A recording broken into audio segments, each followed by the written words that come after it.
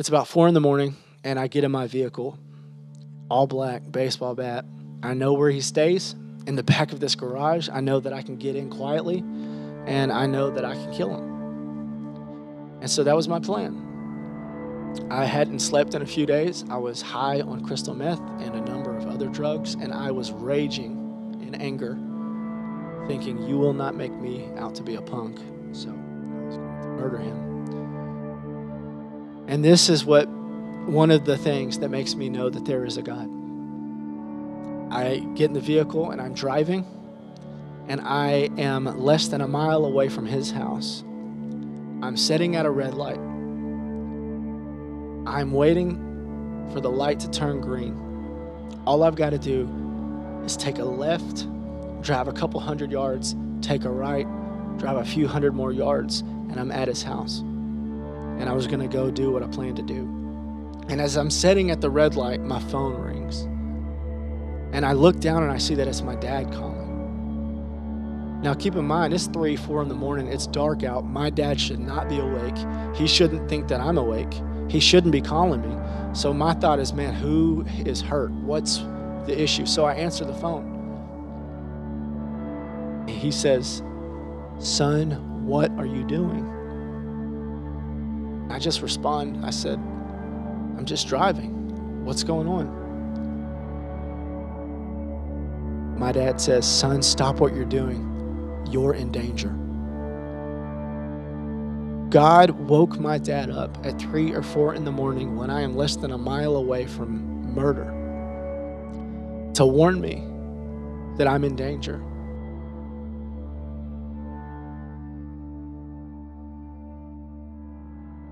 My name is Jordan, and this is my story. From a small town in Kentucky, kind of the Bible Belt. I had good Christian parents. They loved me and my older brother. Our dad was our baseball coach and our basketball coach, and mom had us dinner every night, and we ate as a family. And my parents also had us in church 3 times a week. So me becoming a drug addict was kind of out of left field. You see, I remember being a kid and being active in my youth group. I loved the Lord. I did. And I remember I played baseball for my high school. And I remember going to school all day. And right after school, I'd have baseball practice. And right after practice, I would go home for the day, super tired, but I would go to my room, I would close my door, and I would spend time with the Lord. I would throw on Christian music, and I would just meditate on the Lord, and I would pray, and I would read the Word, and I was a sold-out kid for Jesus. But then I got my first girlfriend, and, she wasn't a bad girl. I met her at church. The problem was my focus shifted from Jesus to her. I stopped caring so much about going to church as I did talking with her on the phone. I stopped caring so much about reading my Bible as I did going to her house to hang out with her. And so, little by little, my relationship with Jesus started to fade. And before you know it, I'm not reading my Bible at all. I'm skipping church. I'm skipping youth group. Before you know it, I'm starting to change a little bit. I was such a confident kid, and my confidence came from God. My relationship, my identity was in Him. But somewhere of not nurturing that relationship with Jesus, I started to change. I started to care less about my relationship with the Lord. And something that I didn't mention is I was 16 when I started dating this girl, and she was 19. Now, maybe to an average kid, you would think that would make a kid feel confident and good and cool that, hey, I'm 16 dating a 19-year-old. But to me, it did the opposite. To me, it created these insecurities. I thought, well, I'm not as old as her ex-boyfriends, or I'm not as cool as them or as smart as them. So I started comparing myself, And before, when my heart was on Jesus, when my eyes were on Jesus, my confidence was in him, so I wasn't shaky. But once I stopped walking closely with the Lord, my confidence started to shake, and I didn't know how to deal with these insecurities. So instead of plugging back into the church, going back to my first love, Jesus, I started lifting weights. That became a big passion of mine. My dad was a weightlifter, my brother was a weightlifter, and so it just made sense for me to start lifting weights. I thought maybe if I get more muscular, maybe I will be more confident. And so I did that, and I worked out religiously. I was doing pre-workout, post-workout, protein, counting how many carbs, counting all that stuff. And I was getting bigger. And I had this fleeting confidence, right? Like when people would notice that my shirts were tighter or that my bench press went up, I got more confident. But it was such a shaky confidence, it never lasted. Well, me and that girl dated for 3 years, and obviously we didn't work out. But something that stayed the same was my lack of relationship with the Lord and my idol of lifting weights. I started compromising on different things. Since it had been so long since I walked with the Lord, I started drinking alcohol. I started kind of chasing the party scene. I started smoking weed. And to be honest, I loved the way that a buzz made me feel, whether it was through alcohol or marijuana. I chased that feeling. When I was drunk, I wasn't insecure. When I was high, I didn't feel insecure. So I started chasing that party scene.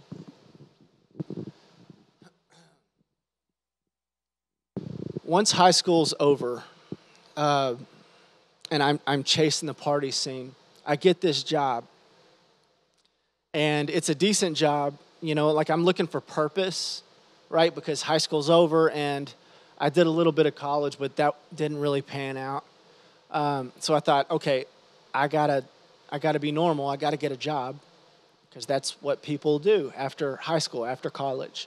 So I got a job, and I'd been there for a year or so. And my manager asked if I wanted to come over and drink after work, And so I thought, yeah, cool, that'd be fine. And this is hard to tell, but I went over to his house, and he was a gay man, and I didn't really think anything of it. Like it's obvious I'm straight. I'm always, with different girls. He's my manager. We're friends. It's cool. So I go over there, and his boyfriend is there, and we're all drinking, hanging out, no big deal. And I start to get drunk, and I remember one of the guys says, "Here, take one of these." And he's got a handful of pills. And I didn't know what they were, but I was drunk, and I didn't care because I thought I was Superman, So I took 2 or 3, and the next thing I know, I'm blacked out, passed out, and I come to with these guys touching me and stuff. And I asked them to get off, leave me alone, and they did. And I remember I left, drunk. I left. I drove. And I went home, and something snapped in my head that day. I lost my mind. I thought, how could this happen to me? How could I not see something like that coming? And I grew hate. I grew pure hatred for people. As awful as this is for gay people, I hated them. I did. Why would they do this to me? Don't they know I'm straight? So I ran from God completely. I didn't want anything to do with God. I was done being a nice guy to anybody. I was going to be a tough guy from this point on in my life. So one of the first things that I started doing was I started doing anabolic steroids. I thought, you know what? I'm going to get as big as I can and as muscular as I can. And I'm going to be as intimidating as I can be and hateful and mean and aggressive so nobody will ever think that they can get one over on me again. So I started doing that. I started juicing anabolic steroids. They did everything that the juice, they did everything as they said that they would do. I got bigger, stronger, but I also got more aggressive. And I kind of knew that was coming, but now it's a chemical thing, right? And I am willing to fight anybody. I'm getting out of my vehicle when people cut me off to try and fight. I just become like a shell of a person. And I start chasing women as hard as I can to prove, I guess, to myself that I wasn't this way, you know. And I mean, I knew that I wasn't, you know, this was something bad that happened to me. But I needed to show the world, show myself, you know. So I started chasing girls and started getting deeper into the party scene.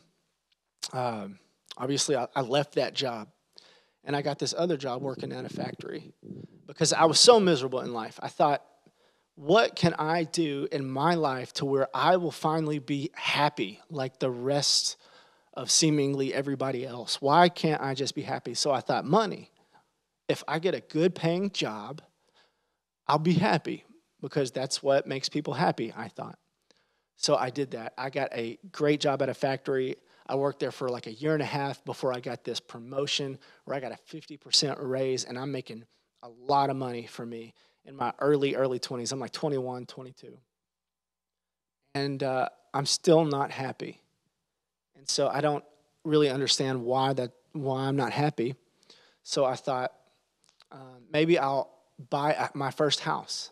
So I bought my first house in my early 20s thinking, this is it, right? Because I was living with friends at a party house, and I thought, if I get my own house, that will satisfy me, that will scratch my itch, I'll fill my place in the world, and I'll be happy. And so I did that, and I wasn't happy. Couldn't really understand what was going on, you know. I was muscular, you know. I was always at parties, throwing parties. I had good money, job.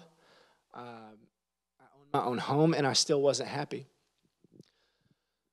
Well, at one point, somebody in the factory that I was selling weed to, see, I sold a little bit of weed while I was working there, just kind of for fun, not really making a ton of money, but, you know, I was partying, so I would sell a little bit of weed. And one of the guys that I sold weed to had a prescription for pain pills. And every time I sold him weed, which was, you know, once every couple of weeks, maybe once a week, he would give me a handful of pain pills. Just, here you go. And I knew about pain pills a little bit, right? Like I worked with people that did them and knew people in the party lifestyle that did pain pills, but I never did them. I didn't care for them. I didn't know much about them. So I would always sell them. Until one night I was working second shift at the factory, and I think, you know what? I'm gonna try these. I'm just gonna see what all this fuss is about. And so I took 2 or 3 pain pills, and I swallowed them. And about 20 or 30 minutes later, when they kicked in, that's when my life changed forever. I thought, this is the feeling that I've been looking for. This is it. This is the happiness I've been searching for. I thought, forget girls, forget money, forget alcohol. This right here is the feeling that I've been looking for. And I chased that feeling every single day. Pain pills were never hard for me to find. I'd actually been selling them for someone else anyway. So I always had them in hand's reach, arm's reach.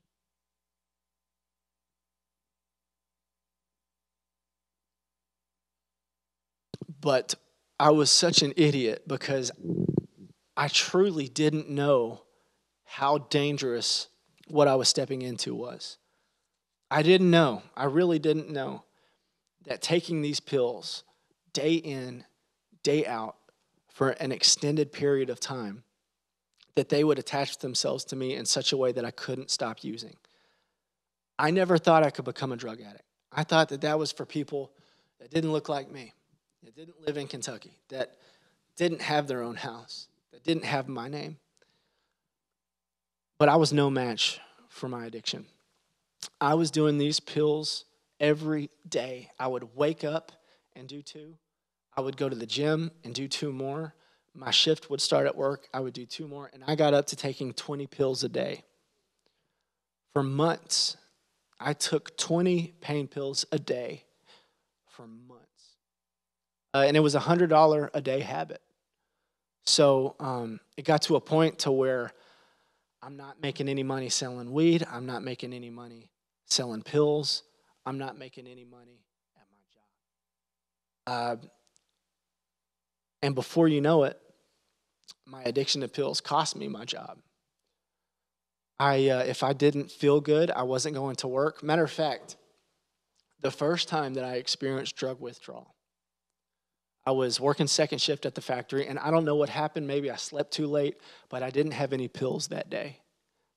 And I go to work, and all of a sudden, I start to feel sick. My heart is racing.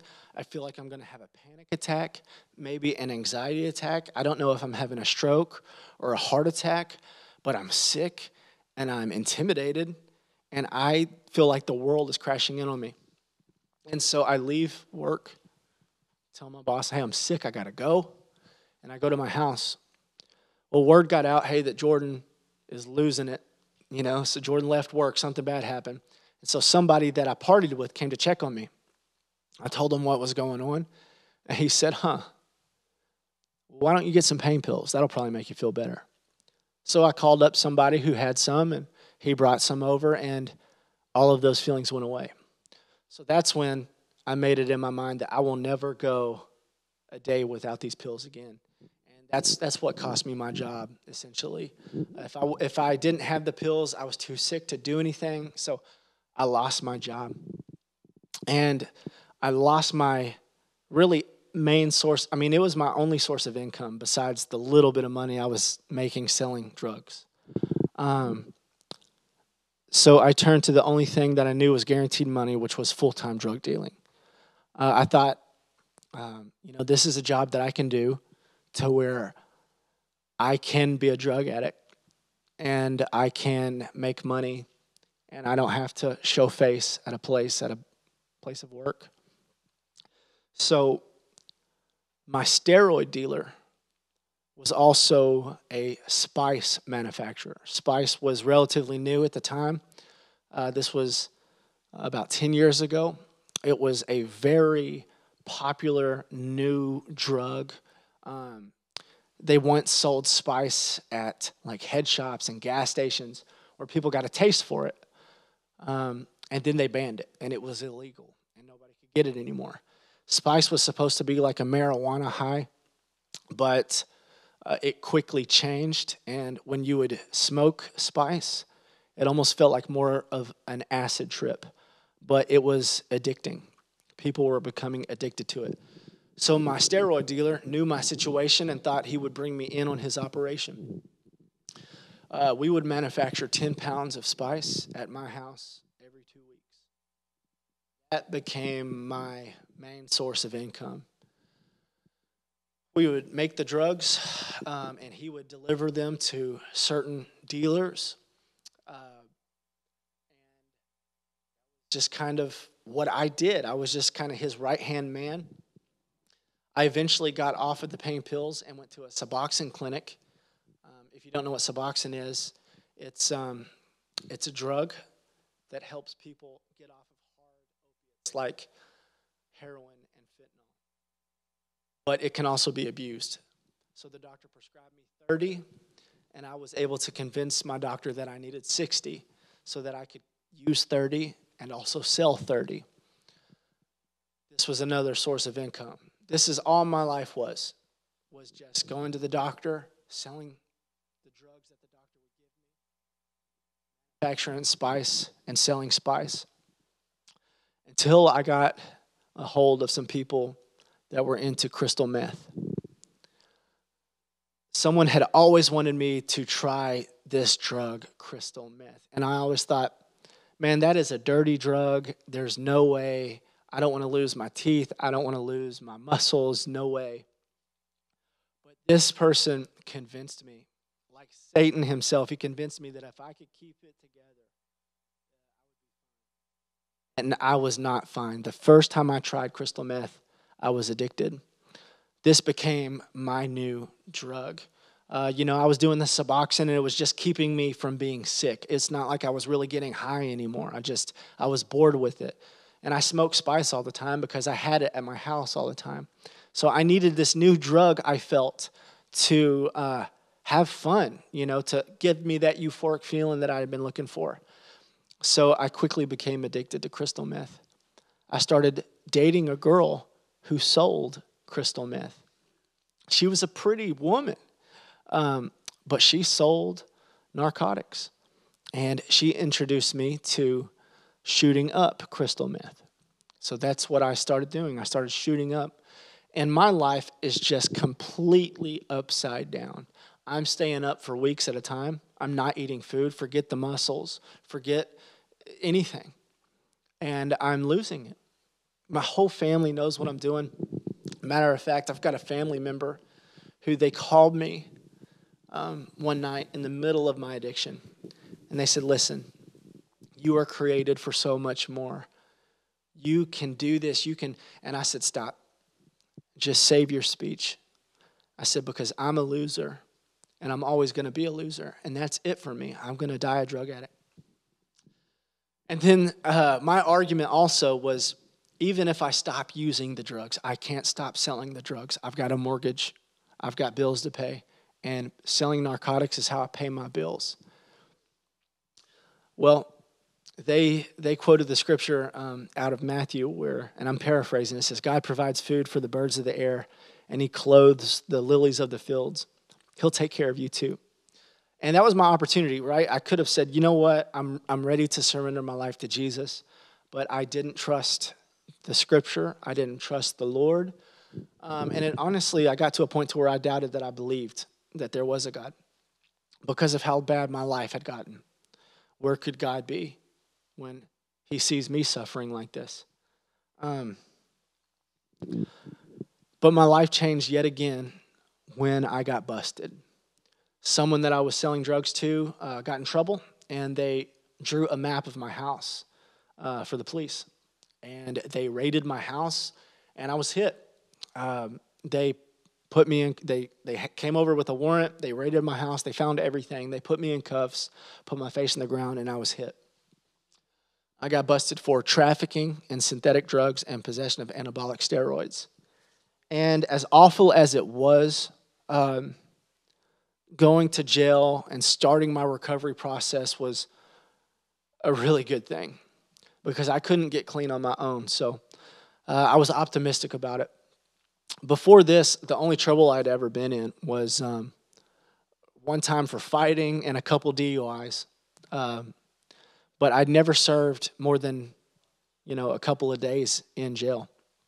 So I'm going to go away for a few months, and maybe I'll stay clean this time, right? Maybe I'll go to jail and see. I got this attorney, and he got me 3 months in county and long-term drug rehabilitation. So I'm thinking, okay, I'll get sober when I'm, locked away, and then I'll maintain my sobriety when I go to this recovery program. And so I went to jail, and it was the best of a bad situation. Jail is awful. There was a lot of wickedness in there, a lot of bullying in there. I saw it all. But honestly, I made it through with only got in one fight. but I was excited that I was going to start my road to being clean and sober. And I got out and I went to this program called Friends of Sinners in Owensboro, Kentucky. It was a great program. It was long-term, residential, and it was Christ-centered. So I would live with them full-time, and I would be forced to learn about Jesus all over again. And it was a great program. The problem with me was I didn't believe. Like, I didn't want to be a junkie anymore. I didn't want to have to go serve more time because I was court-ordered to this program. But I wasn't willing to give my life to Christ. So I made it into their program 4 months before I relapsed, and they kicked me out and I had to go back to jail. This process of jail and rehab to homelessness, because I lost my house during this process, it lasted for 2 years. I would get out of jail, go to rehab again, get kicked out, go back to jail, be homeless. And I just couldn't seem to get sober. I couldn't seem to resist the call of drugs and alcohol. Eventually, when I finally got off of probation, I was living at this woman's house. She was letting me rent a bedroom from her because she felt sorry for me. Her son had died from a drug overdose, so she was trying to help me. She let me live with her. She just had one rule: don't bring drugs in my house. Well, of course, I broke that rule. So after a couple months of living with her, she kicked me out. And by this point, my life is probably the worst it ever was, because when I got kicked out of rehab for the last time, I completely gave up even trying to get clean and sober. I said, you know what? I'm going to use as hard as I can until I die. I mean, I was suicidal. I didn't care to live. So I was using meth again. I was shooting up again. And I tried to start selling meth. There was a person I knew who dealt meth, and I was going to try and basically employ him. I had about $500 worth of meth, and I gave it to him, and I said, look, give me $500, give me however much money it was. Give me some money in a few days, and, we can work together. Well, he basically robbed me. I gave him the drugs, and after a few days, he acted like he wasn't going to pay. So I had it in my mind that I was going to kill him. I was living at this lady's house before she kicked me out, obviously. And I get ready. I get in all black, and I don't even have a gun. I just have a baseball bat. My plan was to beat him to death. It's about 4 a.m, and I get in my vehicle, all black, baseball bat. I know where he stays, in the back of this garage. I know that I can get in quietly, and I know that I can kill him. And so that was my plan. I hadn't slept in a few days. I was high on crystal meth and a number of other drugs, and I was raging in anger, thinking, you will not make me out to be a punk. So I was going to murder him. And this is one of the things that makes me know that there is a God. I get in the vehicle and I'm driving, and I am less than a mile away from his house. I'm sitting at a red light. I'm waiting for the light to turn green. All I've got to do is take a left, drive a couple hundred yards, take a right, drive a few hundred more yards, and I'm at his house. And I was going to go do what I planned to do. And as I'm sitting at the red light, my phone rings. And I look down and I see that it's my dad calling. Now, keep in mind, it's 3, 4 in the morning. It's dark out. My dad should not be awake. He shouldn't think that I'm awake. He shouldn't be calling me. So my thought is, man, who is hurt? What's the issue? So I answer the phone. And he says, son, what are you doing? I just respond. I said, I'm just driving. What's going on? My dad says, son, stop what you're doing. You're in danger. God woke my dad up at 3 or 4 in the morning when I am less than a mile away from murder to warn me that I'm in danger. I'm talking, if this would have been 60 seconds later, I would have gone there to do what I planned to do, or I would have been killed. I think that there were two outcomes for me that night.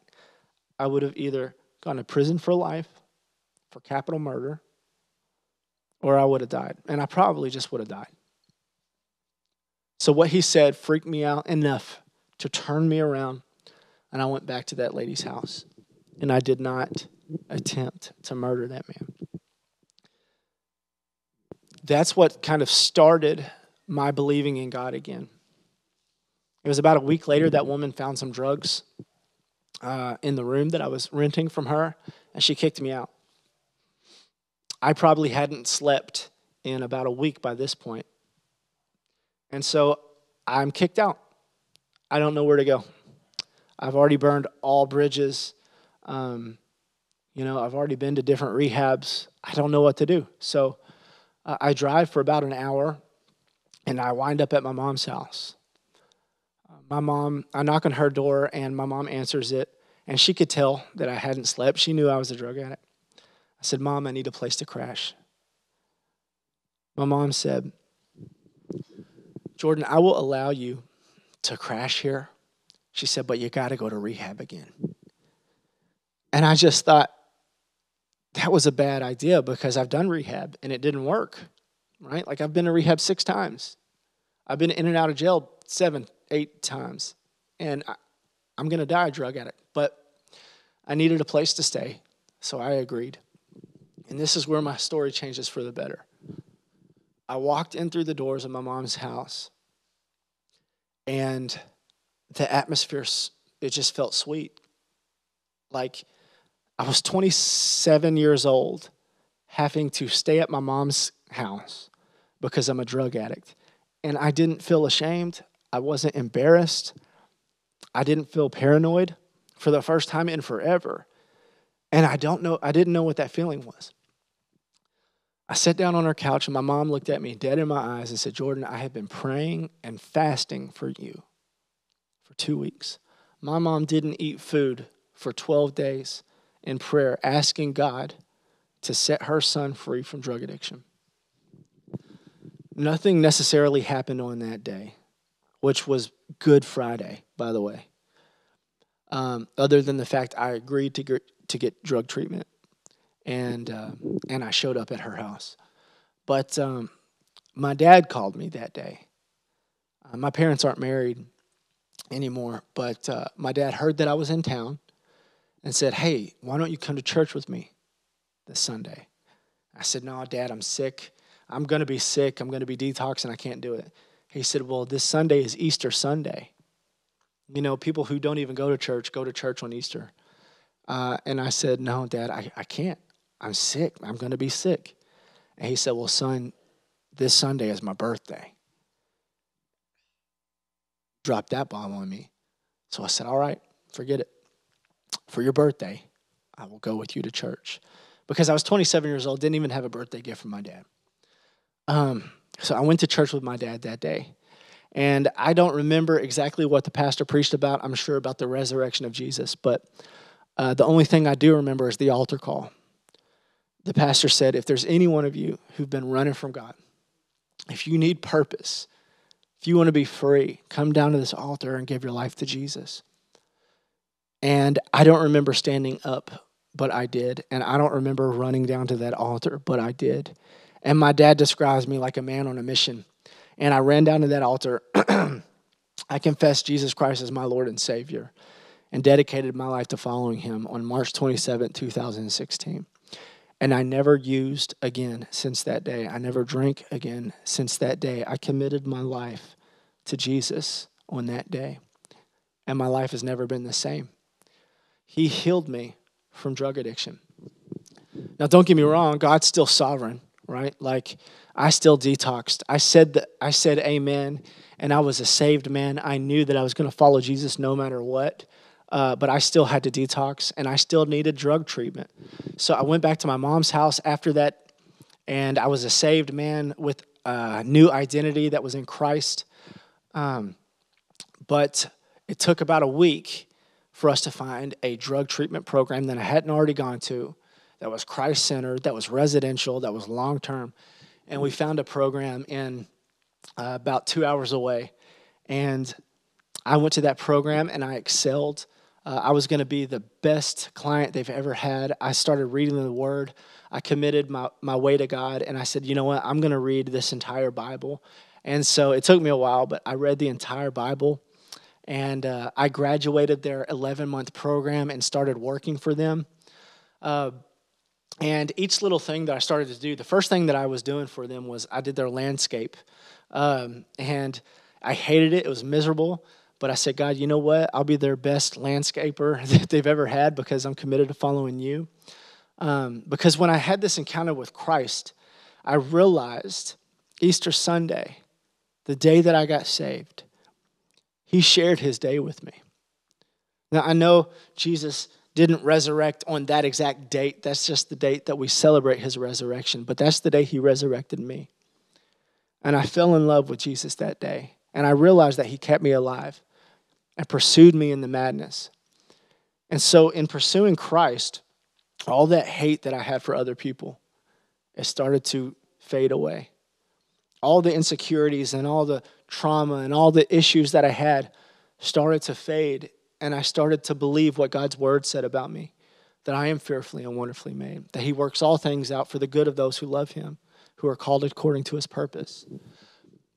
And so I started identifying with Christ and started looking at people different and speaking to people different. Before you know it, I'm just a completely different person. One day, while I was at this treatment program, I was asked to give a speech at one of their graduations. They had hundreds of people in their attendance of graduation. And looking back when I was a student, I was always good with short stories and essays. That's something that I had forgotten during addiction. I forgot that about myself.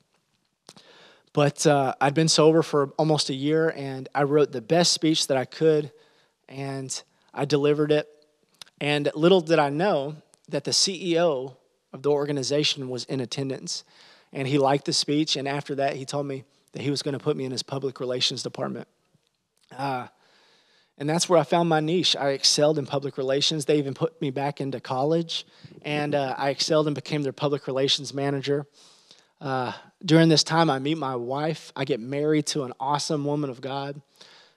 We have a child, and things are going great. We get a place together. And after about a year of marriage and in management of this place, we start to feel God calling us to something else. And we didn't know what that looked like. We were both committed to following the Lord. I'd been sharing my testimony all over the state and even outside of the state. And there was nothing on the outside that would say, hey, you need a job change, because I was on the fast track to becoming an executive. We had a great babysitter. We were established in this area. But when God calls, you answer. When you feel him moving inside of you, you do something about it. So we hit our prayer closet, and after a couple of months, I felt God telling me that I was supposed to work for Friends of Sinners. Remember, that's the program that kicked me out all those years ago because I relapsed. And they should have. It was the right thing to do, but I wasn't ready back then. So I called Friends of Sinners executive director.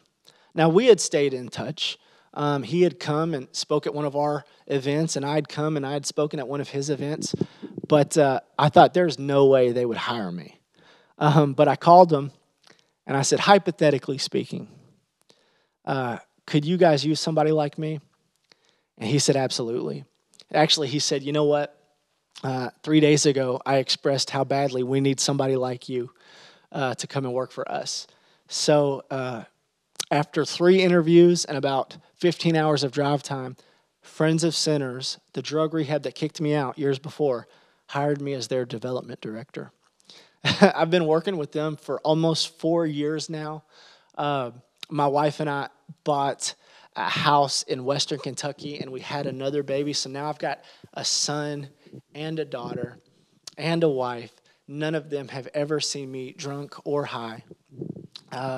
They only know me as the man of God that I am today. And believe it or not, my story doesn't stop here. We were living in this area for about a year. I started attending church and started serving the church. Whatever they would need, we would do. And my pastor called me for lunch one day, and he was in the area, and we got lunch together, and he said, "Jordan, God told me that you are my youth director." So now I am also a youth pastor.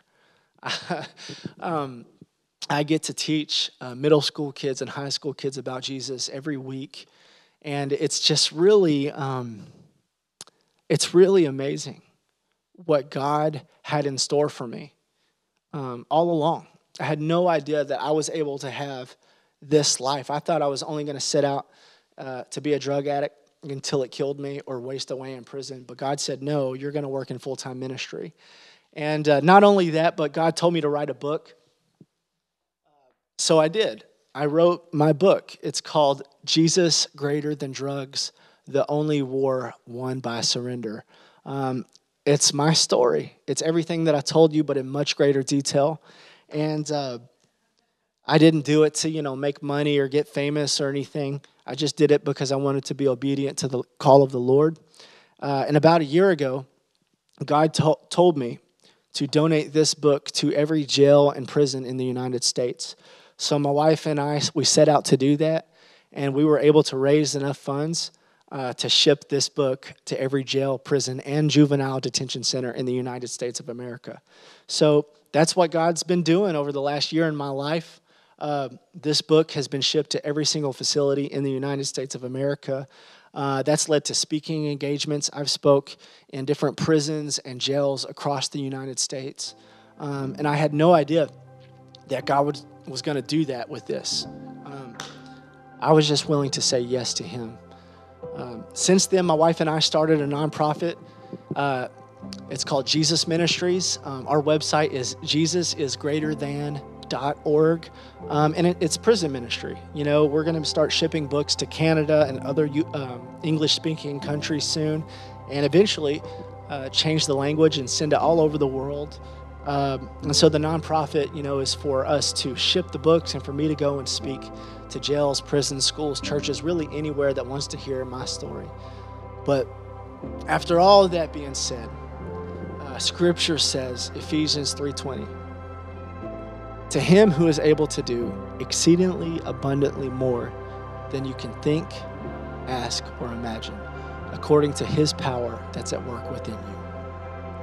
I am living proof God is real.